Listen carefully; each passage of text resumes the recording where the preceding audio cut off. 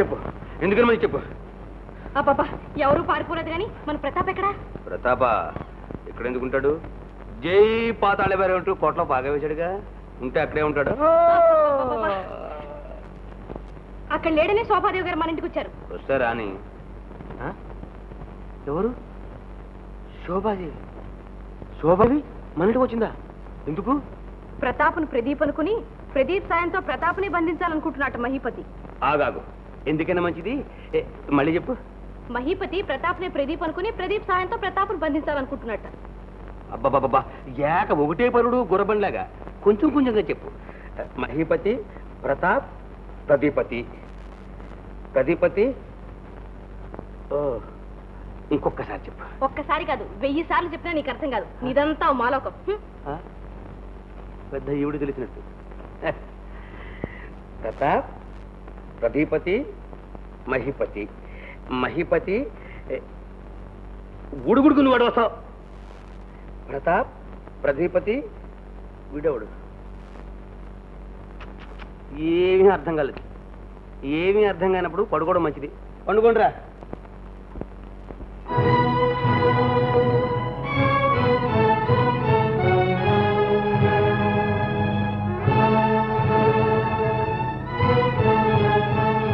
ఆగండి, దొరికేవా నాయనా?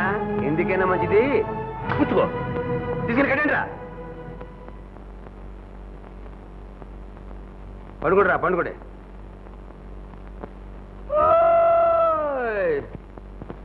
శోభాదేవి, శోభాదేవి, శోభాదేవి, ఎవరు మీరు? ఏమిటి ఇదంతా? మాట్లాడడం జాగ్రత్త. నడువు మాతో.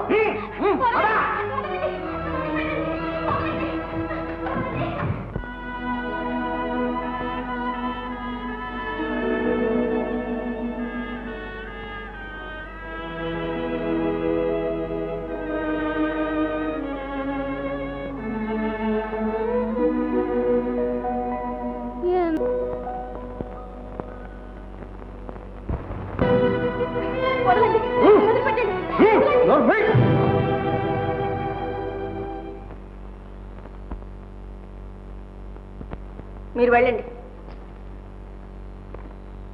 మీరా శోభాదేవి? నన్ను ఎందుకు ఖైదు చేశారు? ఎందుక? బందిపోటు రాజద్రోహి అయిన ప్రతాప్కు సాయం చేస్తున్నందుకు. మీరు చేస్తున్న పనులన్నీ మాకంట కడుతున్నారా? మల్లిక, పైగా మమ్మల్ని బందిపోటులు రాజద్రోహులు అంటున్నారా?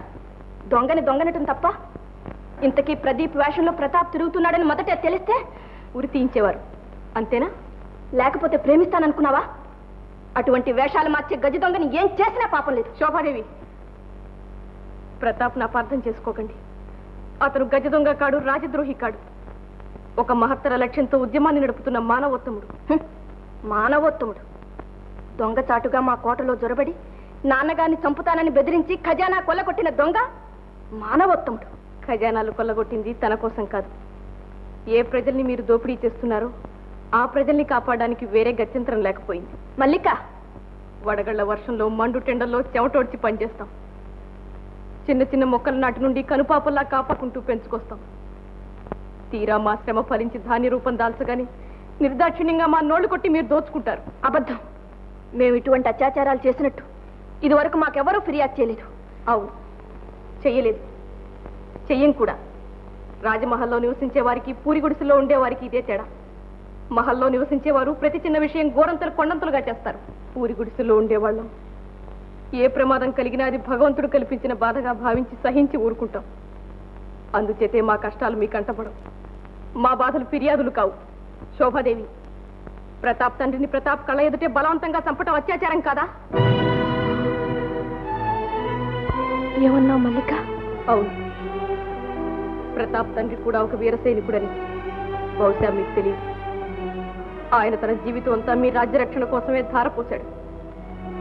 ఆయన వ్యాధిగ్రస్తుడై మంచాన పడ్డప్పుడు మీకు శిస్తు కట్టడానికి ప్రతాప్ రాత్రింపగడు కష్టపడి పనిచేశాడు.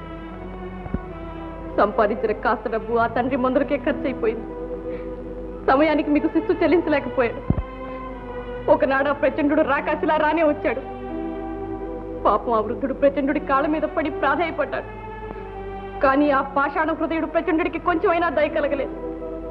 పైగా ప్రతాప్ తండ్రిని నేలకేసి కొట్టాడు.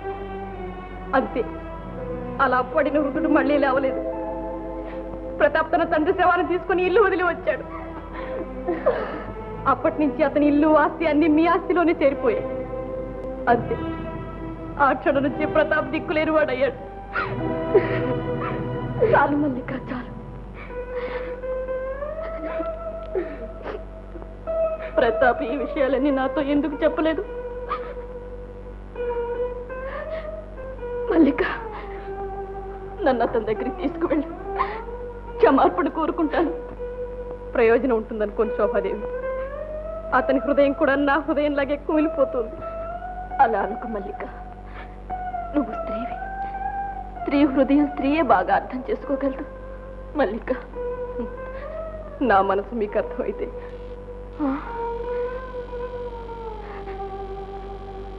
అయితే నువ్వు కూడా ప్రేమిస్తున్నావా? అతన్ని ఎవరు ప్రేమించరు.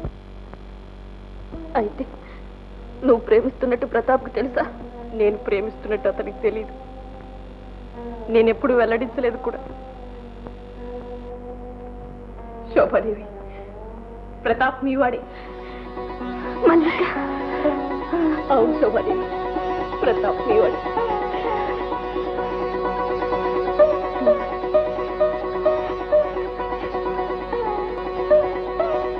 మల్లిక,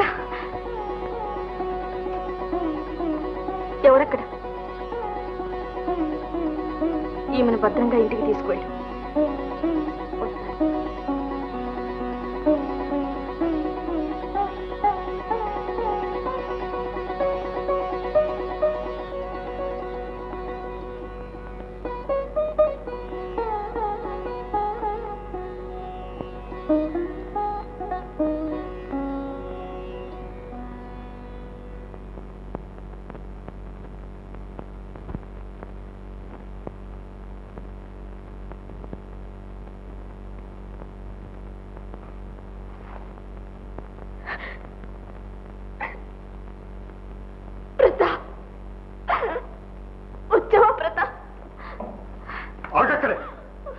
నీ తండ్రి ప్రచండు నన్ను బంధించలేకపోయారు. ఇక నువ్వు బయలుదేరవే నన్ను బంధించడానికి. చెప్పు, మల్లికి ఎక్కడ వచ్చావో చెప్పు. సాధించు. నీ పగ సాధించుకోదలుచుకుంటే నా మీద సాధించు. అంతేగాని అమాయకురాలైన మల్లిక ఏం చేసింది? ఆమె నీలాంటి పిరికి పందా కాదు, స్వార్థపూర్వాలు కాదు. ఏమైంది? మాట్లాడలే.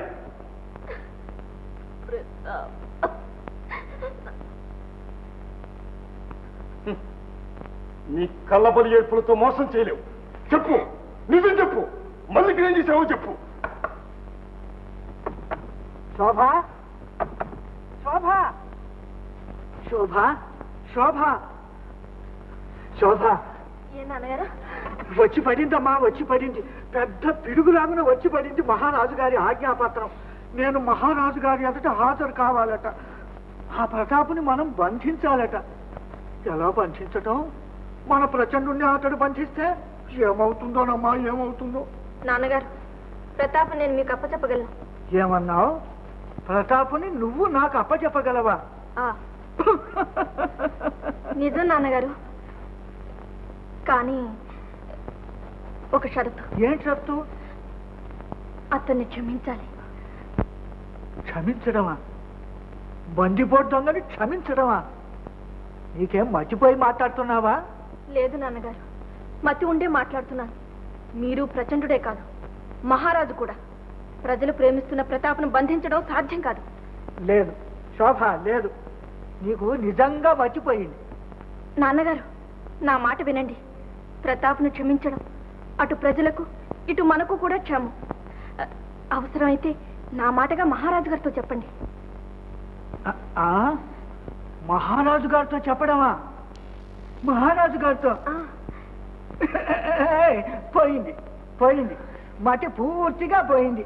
నీకు మర్చిపోయింది, అందరికీ మర్చిపోయింది. నాకు పోయిందేమో.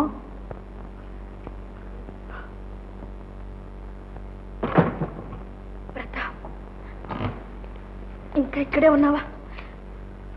ఎవరు చూడకముందే వెళ్ళిపో, త్వరగా వెళ్ళిపో. వెళ్తాను. కానీ మల్లికది నువ్వు వచ్చే ముందే పంపించేశాను. మల్లికను పంపించేశావా?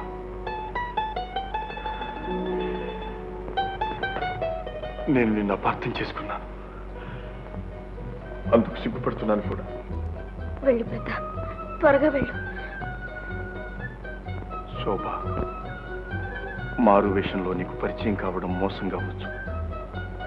నన్ను గురించి నీకు పూర్తిగా తెలపకపోవడం తప్పు కావచ్చు. కానీ ఒక్కటి మాత్రం నిజం, నేను నిన్ను మనస్ఫూర్తిగా ప్రేమిస్తున్నాను.